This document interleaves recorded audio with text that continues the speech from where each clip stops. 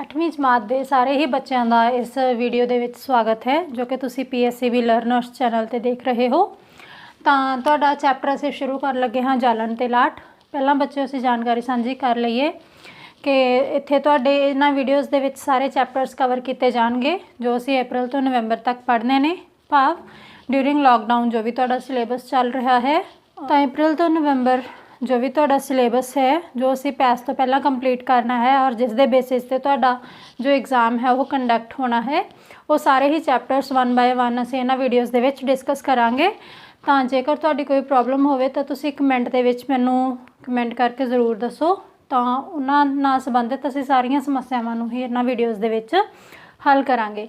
तो चलो शुरू करते हाँ जालण अते लाट। सब तो पहलां तुहाडे लई जानना जरूरी है कि जालण तो की भाव है।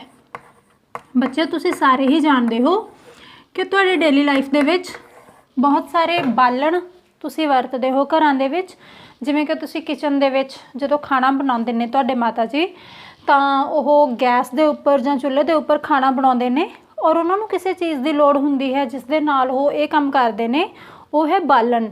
बालण नूं यूज़ करके ओह सब्जी वगैरह बनाउंदे ने, भाव जदों असीं किसी चीज़ नूं गर्म करना हुंदा है, असीं ताप प्रोवाइड करवाउणा है तो सानू उत्थे जालण की लोड़ पैंदी है।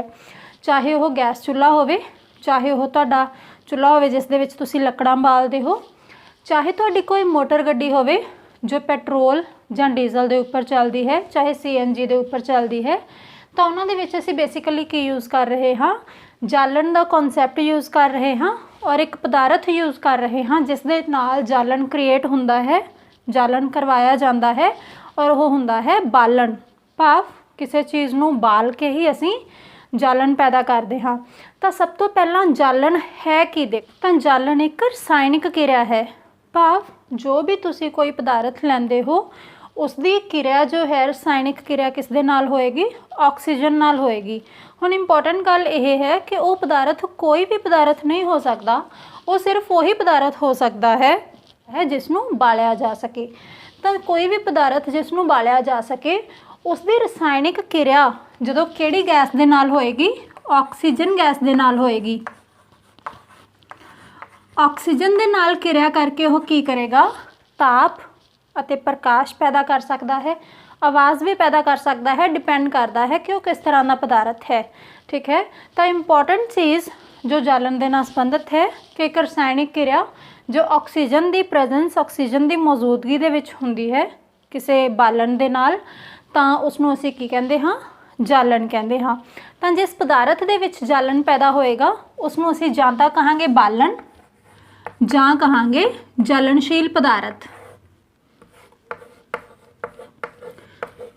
ਤਾਂ ਕੀ ਤੁਸੀਂ ਦੱਸ ਸਕਦੇ ਹੋ ਕਿਸੇ ਜਲਣਸ਼ੀਲ ਪਦਾਰਥ ਦੀ ਉਦਾਹਰਨ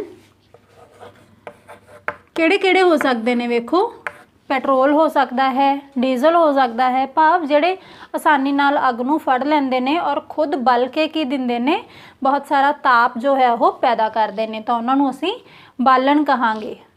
अगे बच्चों आ जाता है जालण दीयां शर्तां।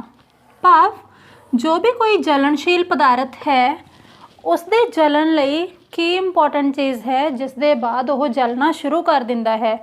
फॉर एग्जाम्पल जिवें तुहाडे कोल पेट्रोल ही है ਜਾਂ ਲੱਕੜੀ ਹੈ ਤਾਂ ਤੁਸੀਂ ਵੇਖਦੇ ਹੋ ਕਿ ਉਹਨੂੰ ਹਮੇਸ਼ਾ ਹੀ ਅੱਗ ਨਹੀਂ ਲੱਗੀ ਰਹਿੰਦੀ, ਉਸਨੂੰ ਅੱਗ ਕਦੇ ਲੱਗਦੀ ਹੈ, ਭਾਵ ਉਹ ਬਲਦਾ ਕਦੇ ਹੈ ਜਦੋਂ ਉਸਨੂੰ ਕੋਈ ਐਪਰੋਪਰੀਏਟ ਕੰਡੀਸ਼ਨਸ ਜੋ ਨੇ ਉਹ ਅਸੀਂ ਪ੍ਰੋਵਾਈਡ ਕਰਵਾਉਂਦੇ ਹਾਂ। ਤਾਂ ਸਭ ਤੋਂ ਪਹਿਲੀ ਕੰਡੀਸ਼ਨ ਕੀ ਹੈ? ਦੇਖੋ ਇੱਥੇ ਅਸੀਂ 3 ਸ਼ਰਤਾਂ ਬਾਰੇ ਪੜਾਂਗੇ। ਸਭ ਤੋਂ ਪਹਿਲੀ ਕੀ ਹੈ? ਜਾਲਣ ਪਦਾਰਥ,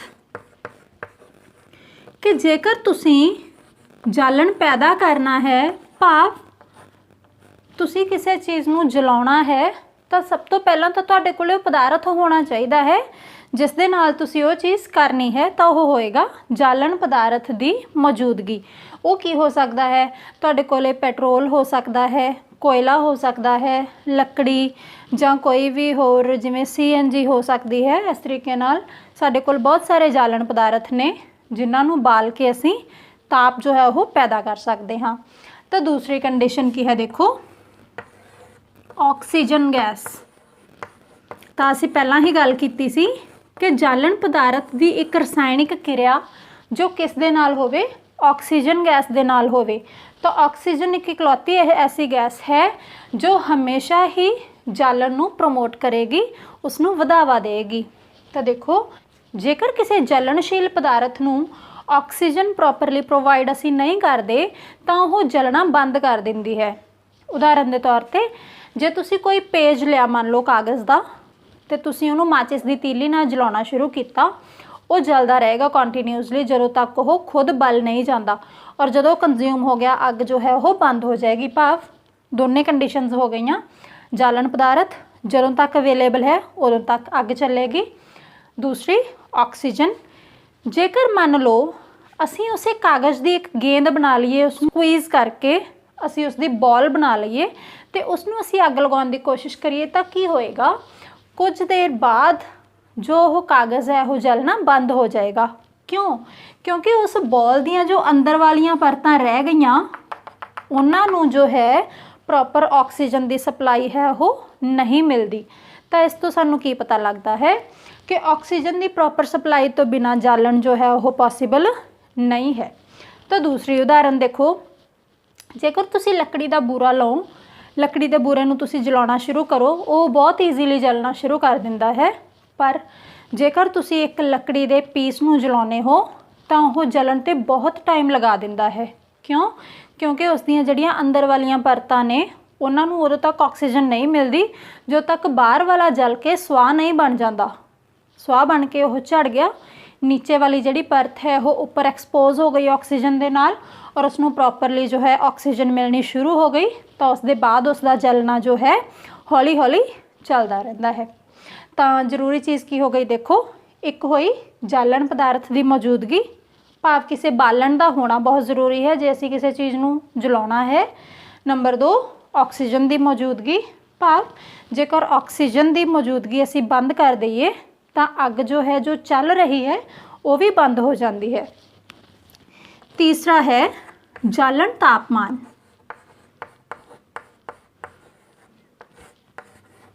इस तो की भाव है बेटा, देखो जालन तापमान तो भाव है कि जो भी साडे कोल जलनशील पदार्थ ने वो सारे एवें ही आसानी नाल जलना शुरू नहीं कर देंदे। फॉर एग्जाम्पल तुसी वेख्या होएगा कि जेकर तुसी पेट्रोल लेके आओ और तुसी लकड़ दे पीस ते पेट्रोल नूं पा के अग लगाओ तो वह बहुत जल्दी अग फड़ लैंदा है। पर जेकर उसे पेट्रोल की जगह ते तुसी सिंपल लकड़ी के पीस नूं जलाउण की कोशिश करो तो उसके केस विच अजिहा नहीं हुंदा। तो उसका की कारण है देखो। तो जालन तापमान नूं असीं डिस्कस करते हाँ। तो जालन तापमान की है, ओह घट्टो घट तापमान, घट्टो घट तापमान जिहड़ा असीं किसी भी जलनशील पदार्थ नूं देईए और वह जलना शुरू कर देवे, उस घट तो घट तापमान तो जे घट होएगा उसका तापमान तो वह जलना शुरू नहीं करेगी। भाव एक पर्टिकुलर तापमान तक असीं उसनूं गर्म करते रहांगे जलाउंदे रहांगे, फिर वह हौली हौली अग फड़ना शुरू करेगा। तो उस तापमान नूं असीं कहंदे हाँ जालन तापमान।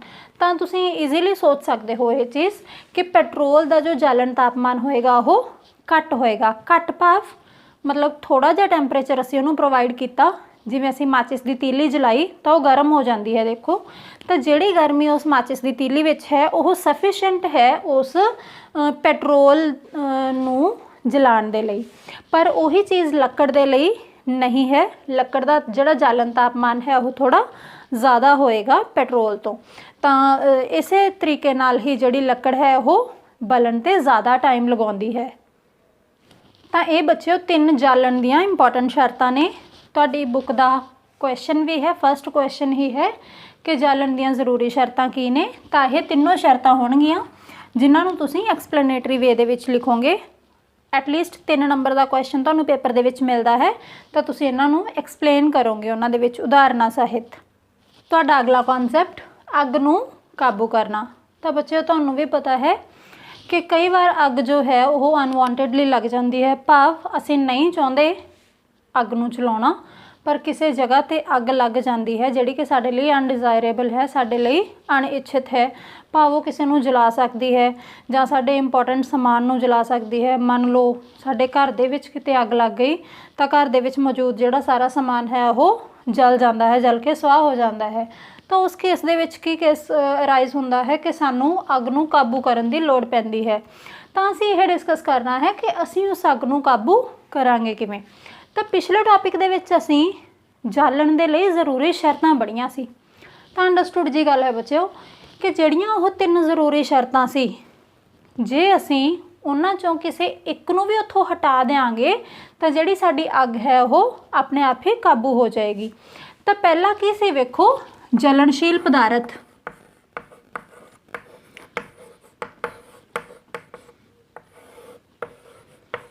तुसीं की करो, किसी ना किसी तरीके नाल जिस जगह ते अग लगी है उत्थों जलनशील पदार्थ नूं हटा दिओ। तो यह बहुत ईजी जिहा काम है कि जेकर तुसीं छोटे लैवल ते अग नूं काबू करना है, जिवें मान लो गैस दे उपर तुसीं दुध नूं उबलण लई रखिया और वो उबलना जदों शुरू करता है, तुसीं नाल दी नाल जिहड़ी उहदी सप्लाई है उहनूं बंद कर दिंदे हो, गैस की सप्लाई नूं बंद कर दिंदे हो उहदा नॉब घुमा के। तो उस टाइम तुसीं की कीता, अग नूं काबू करन लई जलनशील पदार्थ नूं उस जगह तो हटाता, क्योंकि गैस के द्वारा जो अग पैदा होंदी है वो LPG की अवेलेबिलिटी करके होंदी है। जो तुसीं उसदे नॉब नूं घुमाया, LPG सिलेंडर तो बाहर आनी बंद हो गई अते अग जो है वो काबू हो गई। पर कई थावां ते ये चीज़ जो है वो पॉसीबल नहीं हुंदी।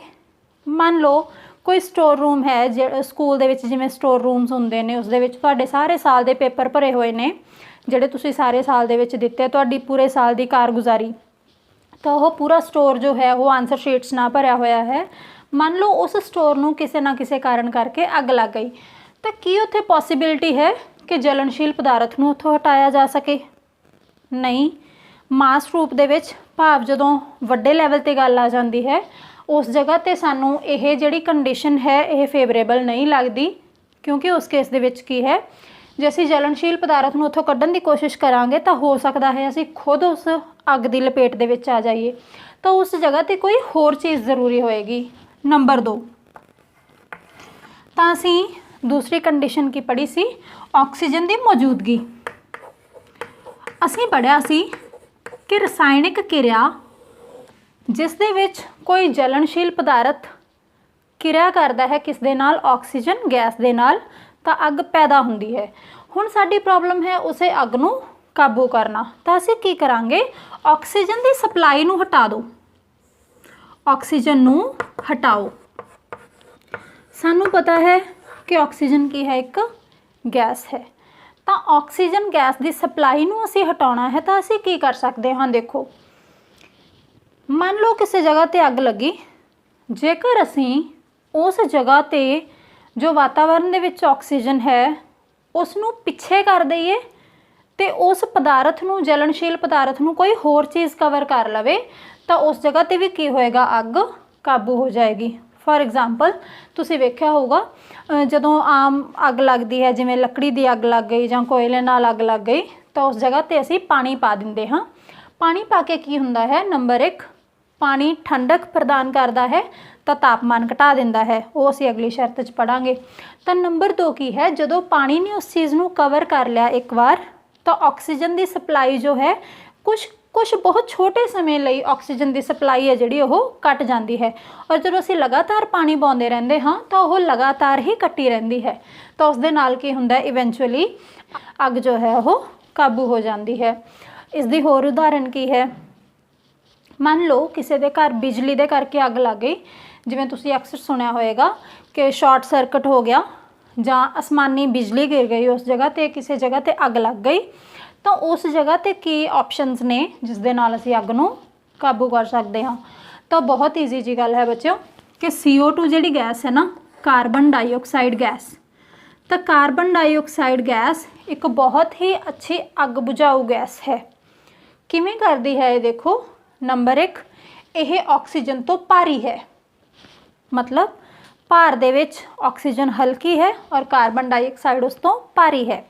ਤੁਸੀਂ ਕੀ ਕਰੋਗੇ, ਤੁਸੀਂ ਸਭ ਨੇ ਅਕਸਰ ਹੀ ਆਪਣੇ ਸਕੂਲਸ ਦੇ ਵਿੱਚ ਜੋ ਹੈ ਅੱਗ ਬੁਝਾਊ ਯੰਤਰ ਹੈ ਨੇ ਜਿਹੜੇ ਉਹ ਲੱਗੇ ਹੋਏ ਵੇਖੇ ਹੋਣਗੇ, ਜਿਨ੍ਹਾਂ ਦੇ ਵਿੱਚ ਇੱਕ ਸਿਲੰਡਰ ਰਹਿੰਦਾ ਹੈ। ਜਿਸ ਤਰ੍ਹਾਂ ਆਪਣੇ ਕਿਚਨ ਦੇ ਵਿੱਚ ਸਿਲੰਡਰ ਹੁੰਦਾ ਹੈ, ਉਹ ਕਾफ़ੀ ਵੱਡਾ ਹੁੰਦਾ ਹੈ, ਤਾਂ ਉਸੇ ਤਰੀਕੇ ਦਾ ਇੱਕ ਸਿਲੰਡਰ ਹੁੰਦਾ ਹੈ ਔਰ ਉਸ ਦੇ ਉੱਪਰ ਲਿਖਿਆ ਹੁੰਦਾ ਹੈ ਫਾਇਰ ਐਕਸਟਿੰਗੁਇਸ਼ਰ।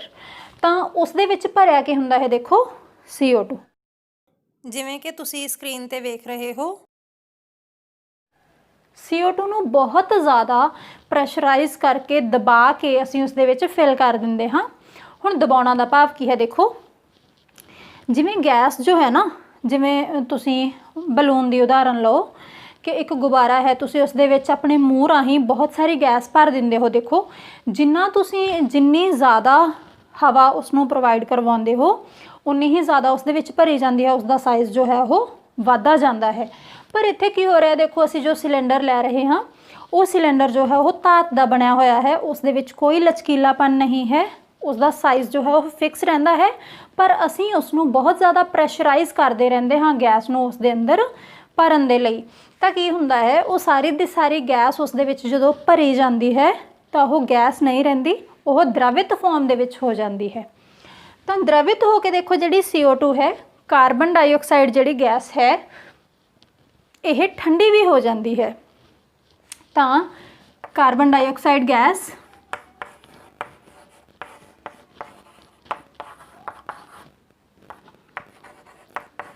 ਤਾਂ ਇਸ ਦੇ ਦੋ ਪੁਆਇੰਟ ਹੋ ਗਏ ਕਿ ਇੱਕ ਤਾਂ ਇਹ ਭਾਰੀ ਹੋ ਜਾਏਗੀ, ਤਾਂ ਜਦੋਂ ਕਿਸੇ ਜਗ੍ਹਾ ਤੇ ਅੱਗ ਲੱਗੀ, ਅਸੀਂ ਕਾਰਬਨ ਡਾਈਆਕਸਾਈਡ ਦਾ ਛਿੜਕਾਅ ਉੱਥੇ ਕੀਤਾ ਤਾਂ ਉਹ ਭਾਰੀ ਹੋਣ ਕਰਕੇ ਆਕਸੀਜਨ ਨੂੰ ਉੱਥੋਂ ਹਟਾ ਦੇਗੀ, ਖੁਦ ਉਸ ਸਰਫੇਸ ਤੇ ਜਾ ਕੇ ਜਮ੍ਹਾਂ ਹੋ ਜਾਏਗੀ।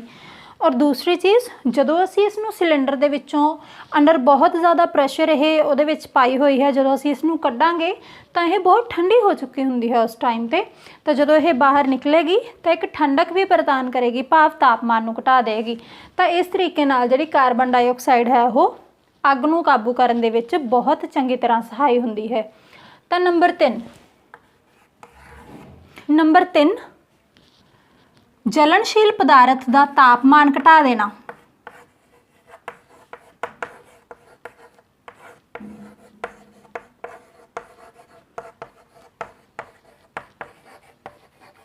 ਦੇਖੋ ਬੱਚਿਓ, ਇਹ ਕਿਵੇਂ ਕੰਮ ਕਰੇਗਾ।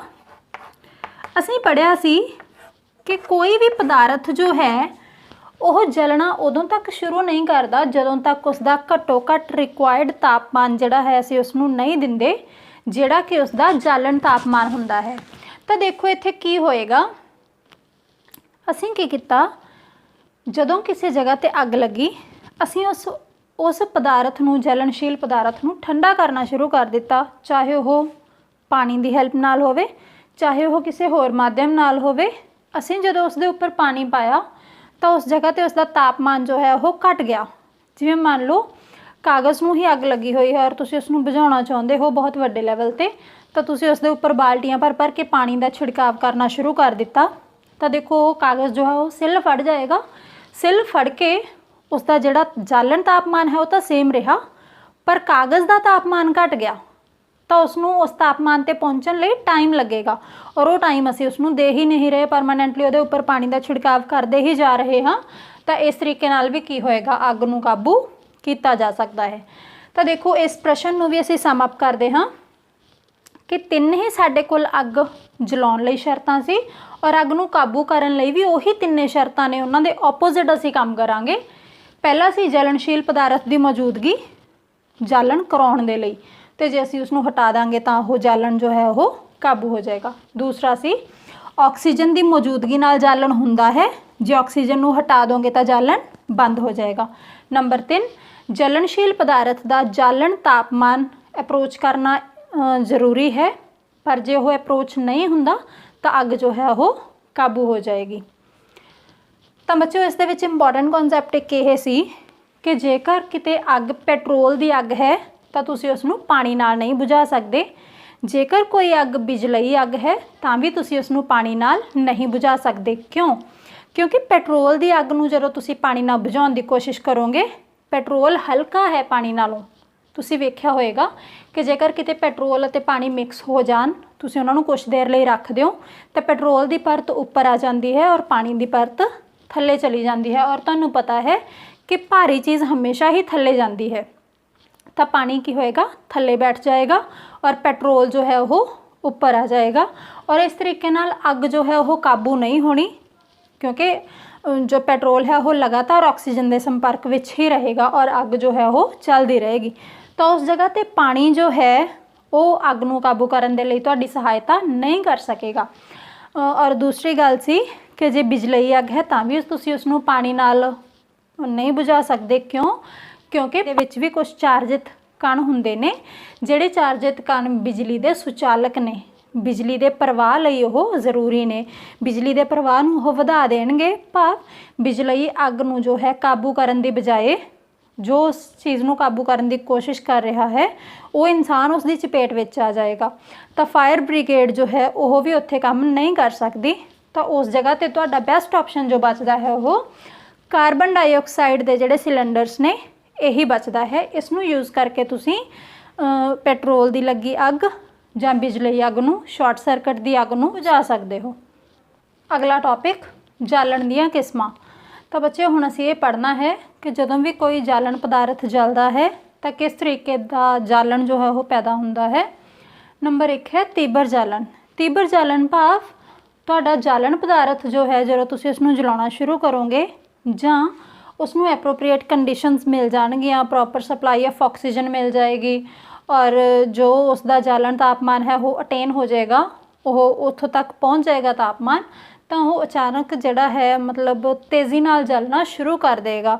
तो इसनूं असीं कहांगे तीवर जालन। फॉर एग्जाम्पल जिवें तुसीं LPG ले ली, LPG गैस नूं तुसीं गैस का जो है बर्नर दी नॉब जो है उसनूं घुमाउंदे हो और लाइटर नाल अग चलाउणा शुरू करदे हो और वो नाल दी नाल ही अग फड़ लैंदा है और लगातार जलदा रहिंदा है। तो इसनूं असीं कहंदे हां तीबर जालन।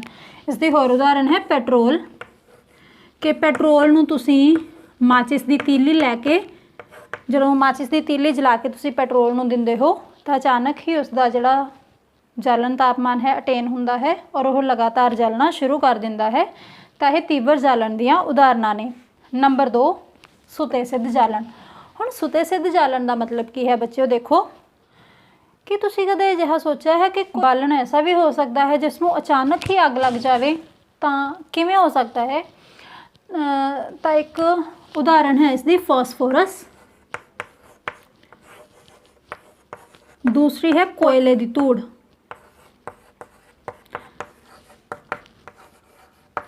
तो की हुंदा है देखो बच्चे, फास्फोरस एक अधात है। तुसीं धातां ते अधातां चैप्टर च इसका नाम जो है पढ़िया सी कि फास्फोरस एक बहुत ही किरियाशील धात है और यह ऑक्सीजन की प्रेजेंस दे विच जदों ही ऑक्सीजन के कॉन्टैक्ट दे विच आउंदी है यह अग फड़ जाती है। सोडियम धात भी तुसीं पढ़ी सी कि सोडियम भी ईजीली जो है हवा के कॉन्टैक्ट विच आउण ते अग फड़ जाता है।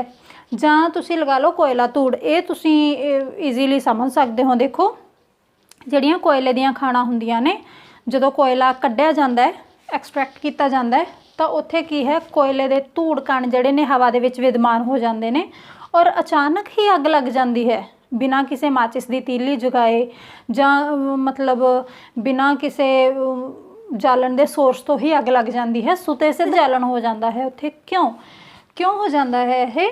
क्योंकि कई बार एनवायरमेंटल कंडीशन एवें दियां हो जांदियां ने जिस करके उन्हां दा जिहड़ा जालन तापमान है वो अपने आप ही अटेन हो जाता है। उसनूं चाहे इंटेंशनली चाह के असीं उत्थे प्रोवाइड ना करवाइए, अपने आप ही वो अवेलेबल हो जाता है। तो उत्थे जिहड़ा बालन है वो अचानक ही लपटां दे रूप विच अग नूं फड़ लैंदा है, तो उसनूं असीं सुते सिद्ध जालन कहंदे हां। तो इसदी एक होर उदाहरण है जंगल दी अग। जिवें कि जंगल दे विच की हुंदा है, घाह फूस हुंदा है, बहुत सारे पेड़ पौधे हुंदे ने।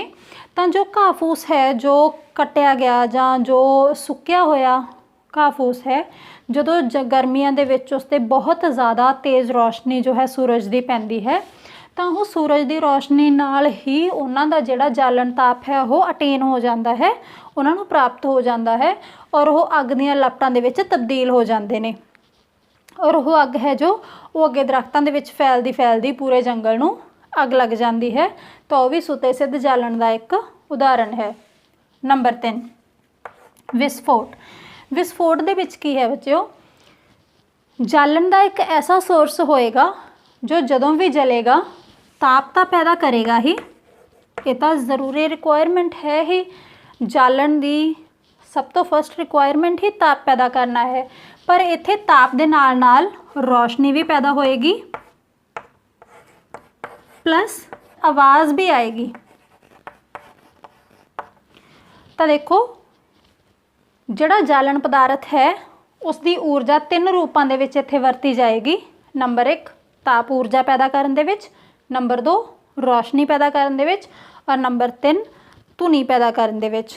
तो इस तरीके का जिहड़ा जालन होएगा उसनूं असीं विस्फोट कहांगे। तो इसकी उदाहरण की है, देखो पटाके का फुटना।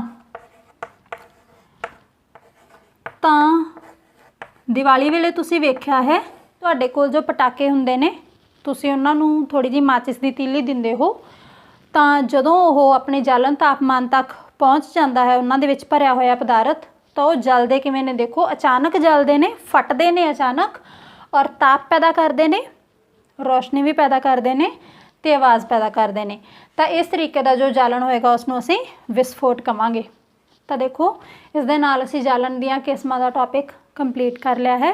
ਤਾਂ ਅਗਲੀ ਕਲਾਸ ਦੇ ਵਿੱਚ ਅਸੀਂ ਇਸ ਚੈਪਟਰ ਨੂੰ ਕੰਟੀਨਿਊ ਕਰਾਂਗੇ। ਤਾਂ ਆਪਣੀ ਸਟੱਡੀ ਦੇ ਲੌਸਸ ਤੋਂ ਬਚਣ ਦੇ ਲਈ ਤੁਸੀਂ ਇਹਨਾਂ ਵੀਡੀਓਜ਼ ਨੂੰ ਕੰਟੀਨਿਊਸਲੀ ਦੇਖਦੇ ਰਹੋ, ਤਾਂ ਕਿ ਤੁਹਾਡਾ ਨਵੰਬਰ ਦਾ ਜੋ ਪੈਸ ਦਾ ਐਗਜ਼ਾਮ ਹੈ ਉਸ ਦੇ ਵਿੱਚ ਤੁਹਾਡੀ ਕਾਰਗੁਜ਼ਾਰੀ ਜੋ ਹੈ ਉਹ ਅੱਛੀ ਰਹਿ ਸਕੇ। ਤੁਹਾਡੇ ਜੋ ਡਾਊਟਸ ਨੇ ਉਹ ਤੁਸੀਂ ਮੈਨੂੰ ਕਮੈਂਟ ਸੈਕਸ਼ਨ ਦੇ ਵਿੱਚ ਦੇ ਸਕਦੇ ਹੋ, ਤਾਂ ਸ਼ੋਰਲੀ ਮੈਂ ਉਹਨਾਂ ਦਾ ਰਿਪਲਾਈ ਕਰਾਂਗੀ, ਔਰ ਉਸ ਦੇ ਜਵਾਬ ਦੇ ਵਿੱਚ ਜੋ ਹੈ ਤੁਹਾਡਾ ਡਾਊਟਫੁਲ ਟੌਪਿਕ ਜੋ ਹੈ ਉਹ ਅਸੀਂ ਵੀਡੀਓਜ਼ ਦੇ ਵਿੱਚ ਜ਼ਰੂਰ ਕਵਰ ਕਰਾਂਗੇ। ਧੰਨਵਾਦ।